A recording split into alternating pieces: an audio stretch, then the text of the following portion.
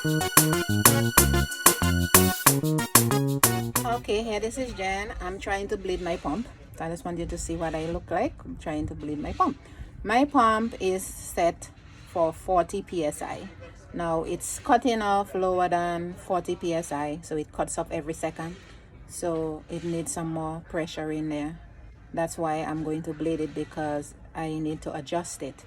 So it cuts off at 40, should cut off at 40 psi and goes down to 20 psi, but it's not doing that, so I'm going to adjust it today.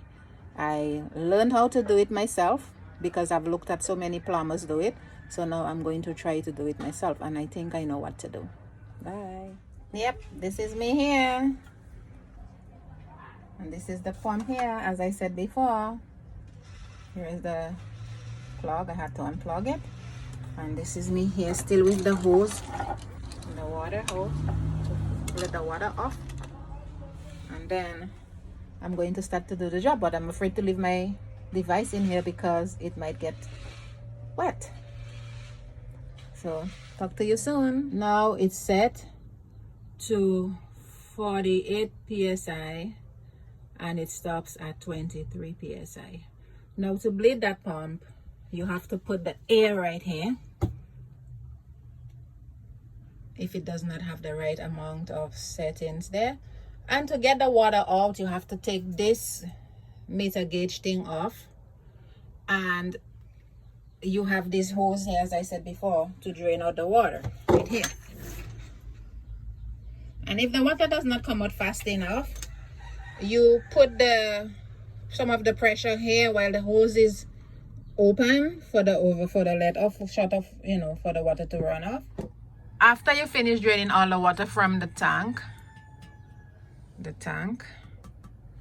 then, and this is still open, this has to come off, and there will be there's a little hole in here. You will use a cup and start filling it up with water until it starts bubbling. When it starts bubbling, that means all the air is going to come off, and then it eventually will stop, and then this will get filled up with water. Then you put this meter gauge back on, then you plug the pump back in, you turn on the pipe there that leads to the cistern, and then this tank will get filled up. This big tank will get filled up. Yes, folks, this is how you bleed your pump. It's good to learn to do stuff, and it's good to be independent in life, because if not, you might wait on people. I'm going to show you. I'm opening the hose right here, letting some of the water out, and then you'll see when the meter thing is moving, right here. It's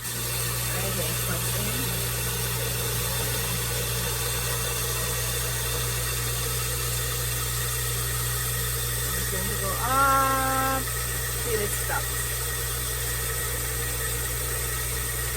Still hasn't stopped yet, so I did do a good job with bleeding the pump.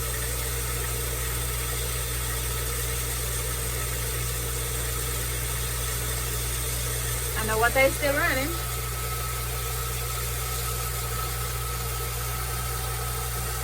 That's the water pump here. I forgot to mention, when you are bleeding the pump, you have to unplug it from the electricity.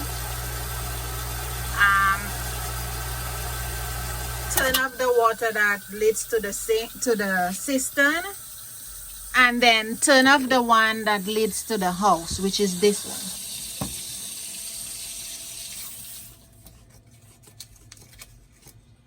one. There. That's it. This is how you bleed the pump.